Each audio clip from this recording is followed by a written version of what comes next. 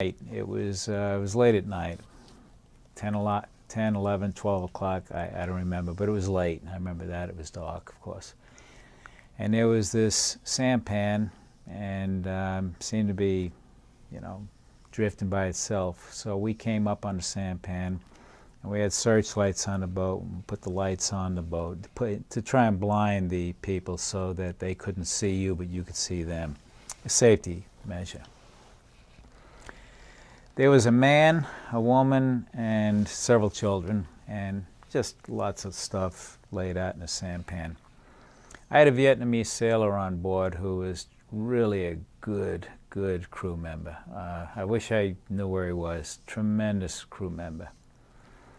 So my responsibility was I would check all the papers, their identification, their kankuk, their identification card, look at the papers, and he would give orders to them to lift things up so we could see what was in them. You know, they had canisters and, you know, suitcases, whatever they had, but he would talk to them in Vietnamese to do everything. So I was looking at the documents, and I carried, when we did coastal patrol, I carried a revolver. I didn't do that in the river, but on the coastal patrol, I carried a revolver. And you'd have your crew members, one usually had a shotgun, another one or two more might have had an M16. And, you know, but these were kind of low-key things. You weren't tensed up. They were so routine, and that's the danger. Anytime, kind of like a police stop, when they become routine, that's when you got a problem.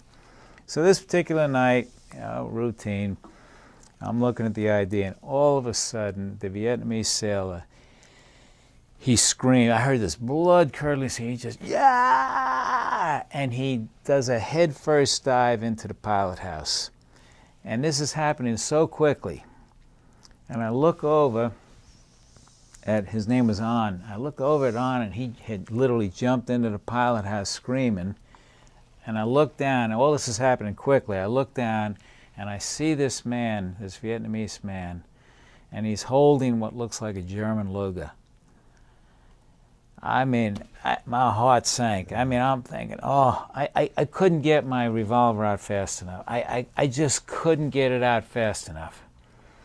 And I'm moving as fast as I can, but no matter how fast you're going, it's just not fast enough. And I'm trying to get it out, and I got it down on him, and I'm ready to pull the hammer, and he screamed.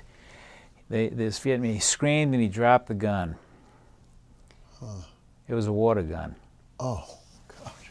It was a water gun. It was a black plastic German Luger water gun.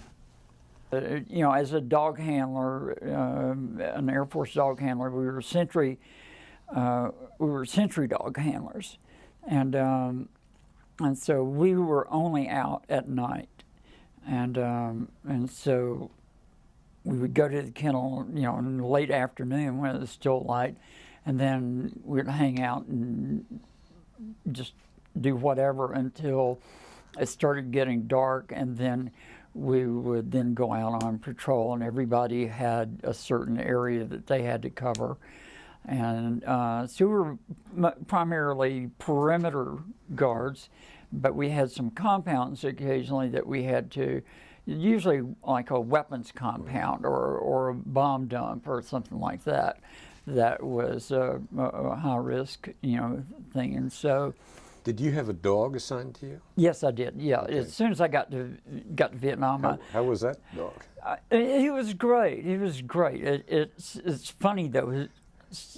Somebody really needed to be beaten because somebody named a German Shepherd George, you know. So my dog's name was George. I mean, so it's like when you're doing attack training, you know, and you're getting ready to turn your dog loose on, you know, a guy in an attack suit, you're just going, "Get him, George!"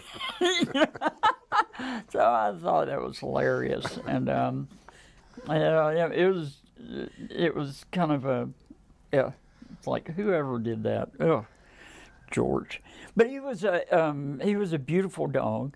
And he was a perfect size. He weighed 72 pounds, and he was awesome. He was terrific, and so we got along splendidly. until we got out. Got out on post and started things started happening. And it's like if my dog picked up a scent of somebody, George wanted to stand on his hind legs and bark. You know, so it's like, and when we would be getting mortars or rocket attacks, he would agitate, you know, so he would be, you know, wanting to bite somebody or something. If there were any explosions going on, and you can hear rockets and mortars coming in, and so it's like the closer that they land to you, the louder they are coming in, and so George would agitate on just on the roar of, you know, the incoming rounds.